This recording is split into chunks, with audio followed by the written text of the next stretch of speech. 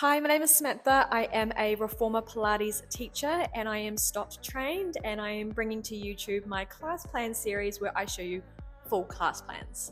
Today we're going to be going through a beginner reformer session, and because we're on YouTube I have longer attention spans, which means I'm able to go through more modifications and also giving you spring choices. In my studio I work on the Balance Body Allegro 2 reformers, so note that if you do have a different reformer, spring tensions might feel a little different. Let's get into it.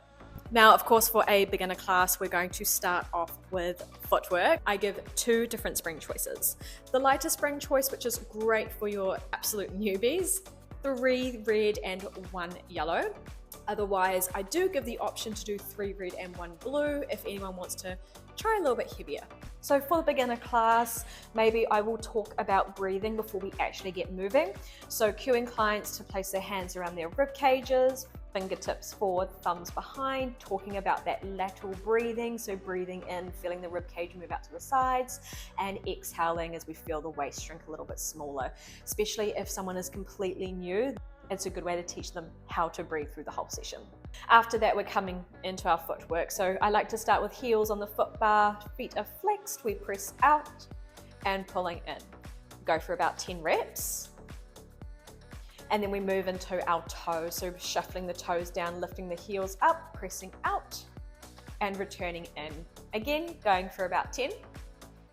Then I invite our lower and lift. So next time we press out, hold, practicing to lower the heels under, lifting those heels up and bending the knees to return. Again, about 10. And then on the last one, we're gonna hold out there and lower and lift. And coming all the way back in. Then rotating the heels in towards each other, knees come out slightly, going into our heels together, toes apart. We go for 10.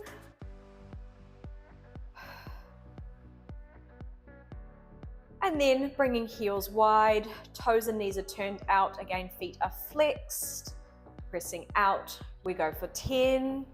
You kind of get where I'm going with this. And then rotating the knees in, finding that internal rotation.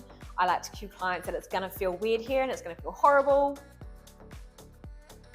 And then of course, maybe finishing with a pulse on this one.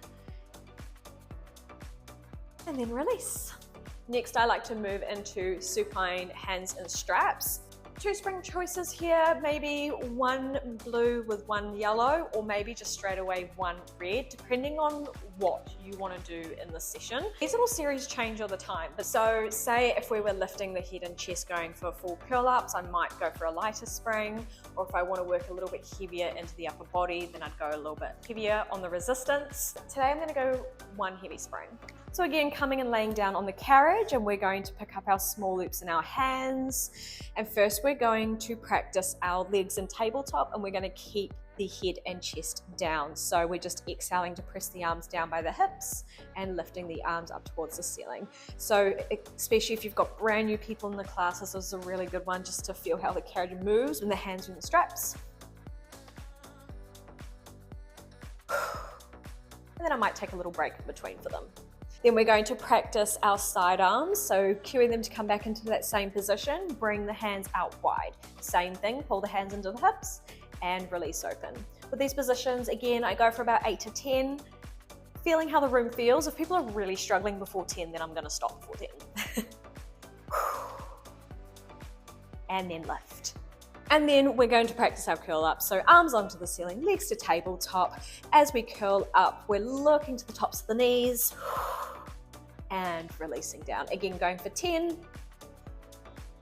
And if you do this in an open class, this is a good one where maybe you want to add your bicycle legs, or maybe you want to add your double leg extension. So really easy to build on for more intermediate clients. Next, I go into lunges, and you can choose a bit of a different setup here, especially if you've got a low reformer. So my reformers are quite high, so I like to place the box on the floor. Otherwise I just feel, especially short people like me, it can be quite uncomfortable, and I just find hips are just 2 rotated. I like to be on 1 blue spring here, so there's a bit of support from those springs. If you do have the high reformers, but you feel like clients being up in the box is just maybe a little bit too much for their balance, the people that you have in front of you, sometimes I like to practice with having the foot on the floor, knee down on the carriage. I would make the spring lighter, so maybe 1 yellow or even no springs.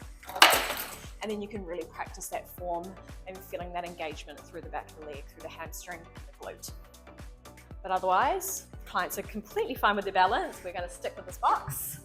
Normal lunge setup. So I like to go for 10 reps and have little breaks in between for my beginners. So hands on hips, coming down into our arabesque lunge. Going for 10. And then cueing to stand off the carriage, shake it off. Next 10, we try some arms, reaching forward and into the waist. Again, hopping off the carriage, take that little breather. Next one, we practice our scooters, and I like to cue clients if this is just not feeling right for them, just stick to any of those previous ones we've just done. So for our scooters, coming down into our arabesque lunge, we hold, we pull the carriage in, keeping that left leg nice and still, reaching out, standing up. This one, I do like to finish on the hold. And of course, if you have more advanced clients, just make the spring lighter. So for our hold, we're scootering in and out. If there were any clients that weren't adding in that scooter, maybe they're just holding with arms long or hands on hips, and standing all the way up. Next, I like to place the short box on the carriage and we go into an upper body flow. Again, this flow might change depending on the day, who's in front of me, but I'll give you sort of a basic sort of flow, what I usually use. Just keeping that 1 blue spring on, but again, if you have clients that are a little more intermediate, just up the spring.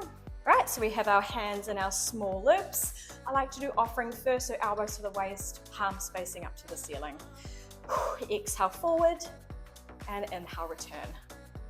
Again, 8 to 10. Take a break. Your next one, shuffling the bum forward slightly, bringing the arms long, back of the hands up against the box to prepare. Straight arm lift and lower. Again, 8 to 10. A break. And then I go into our full offering with the opening and close at the top. So coming into that same position, we reach the arms forward. Now can we open to a wide V, pull the hands back through to the center, elbows to waist.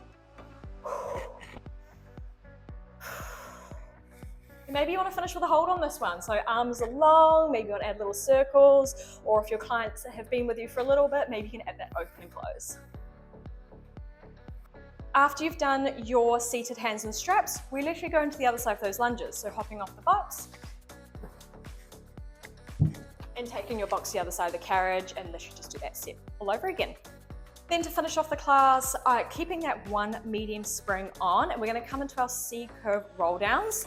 So placing the headrest down if it is up, and we're going to come and sit on the carriage with our legs in between the shoulder blocks. Legs can either be crossed or they can be straight, whatever feels best for your clients, and picking up those loops in front of you. For full beginners, you might want them to place their hands a little higher so they have a little more support for the springs. Anyone that needs to be challenged a little more, hands can come down those loops so there's not that much support from the springs. So arms are staying long, cueing clients to tuck the tailbone under, finding that C-curve spine and lifting up nice and tall.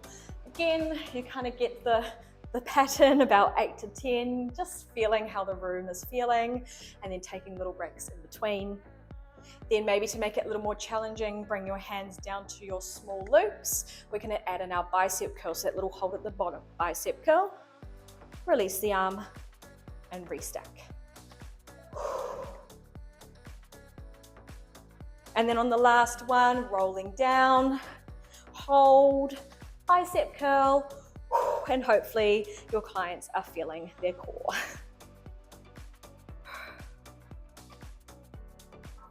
And then of course to finish the class, I finish off with double feet and straps, so lower and lift, circles, stag position, or maybe you want to go into mermaid and practice mermaid with your beginner clients. That was a 45-minute session for beginners. I hope you enjoy, and let me know in the comments if you have any questions.